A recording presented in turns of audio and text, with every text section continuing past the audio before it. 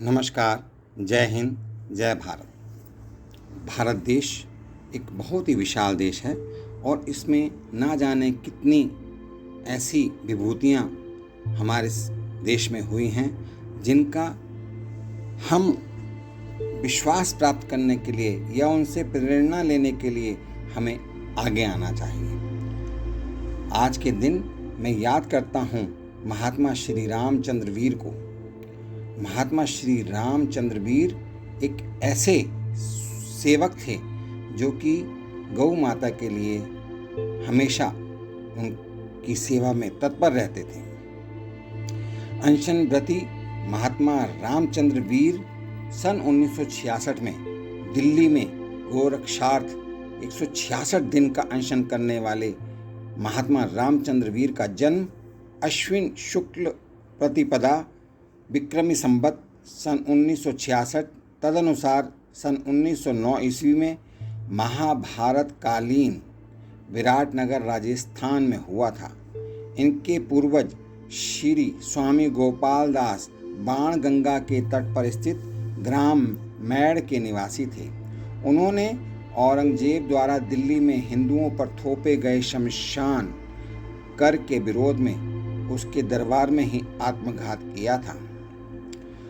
उनके पास समर्थ स्वामी रामदास द्वारा प्रदत्त पादुकाएं थीं जिनकी प्रतिदिन पूजा होती थी। इन्हीं की 11वीं पीढ़ी में श्री रामचंद्र जी का जन्म हुआ। इनके पिता श्री भूरा मल्ल तथा माता वृद्धि देवी थीं।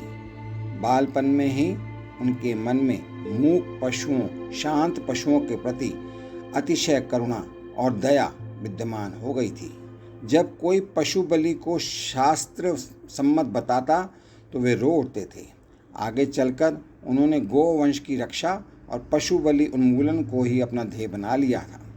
इस प्रयास में जिन महानुभावों का स्नेह उन्हें मिला उनमें श्री स्वामी श्रद्धानंद, श्री मालवीय जी, श्री वीर सावरकर, भाई परमानंद जी, गांधी जी, डॉक्टर हेडगेवार, नेहरू जी, डॉक्टर राजेंद्र प्रसाद, श्री गोवलकर, प्रफुल्ल चंद्र राय, रामानंद चट्टोपाध्याय, बालकृष्ण शिवराम मुंजे, करपात्री जी, गाडगे बाबा, विनोबा भावे, प्रभुदत्त ब्रह्मचारी, जय दयाल गोयंदका, हनुमान प्रसाद पोद्दार आदि प्रमुख हमारे विभूतियाँ हैं। श्री रविंद्रनाथ ठाकुर ने तो उनकी प्रशस्ति में एक कविता भी लिख डाली थी।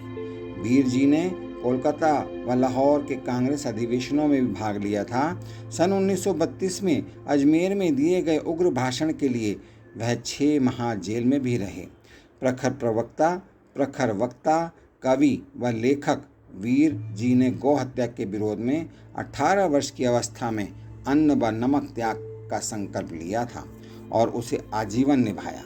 उन्होंने अपने प्रयासों से लगभग 1100 मंदिरों को पशु बलि के कलंक से मुक्त कराया। इसके लिए उन्होंने 28 बार जेल यात्रा भी की तथा 100 दिन से अधिक अनशन किया। इनमें 3 दिन से लेकर 166 दिन तक के अनशन शामिल हैं। वे एक शंख तथा मोटा डंडा साथ में रखते थे और सभा में शंख ध्वनि करते रहते थे।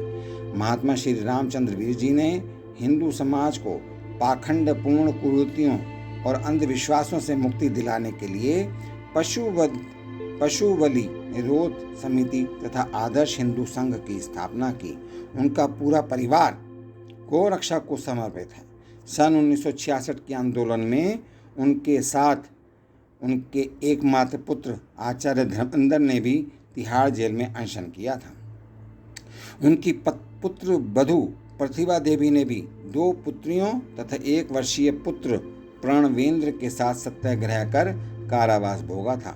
वीर जी ने अपने जन्म स्थान के निकट भीमगिरी पर्वत के पंचखंड शिखर पर हनुमान जी की 100 मन वजनी प्रतिमा स्थापित की।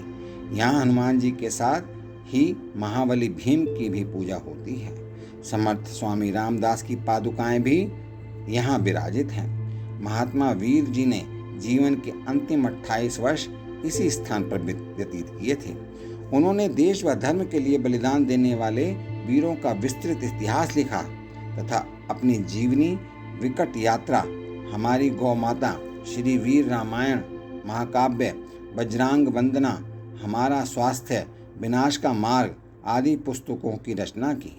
इसके लिए उन्हें कई संस्थाओं से पुरस्कृत भी किया गया, सम्मानित भी किया गया।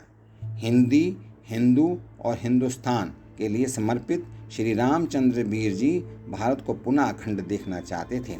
आचार्य श्री विष्णुकांत शास्त्री द्वारा जीवित हुतात्मा की उपाधि से विभूषित श्री रामचंद्र वीर जी का दिनांक 24 अप्रैल सन 2009 को जन्म शती वर्ष में देहांत हुआ। उनकी अंतिम यात्रा में दूर दूर से आए 50,000 नर नारियों ने भाग लेकर उन्हें श्रद्धांजलि दी।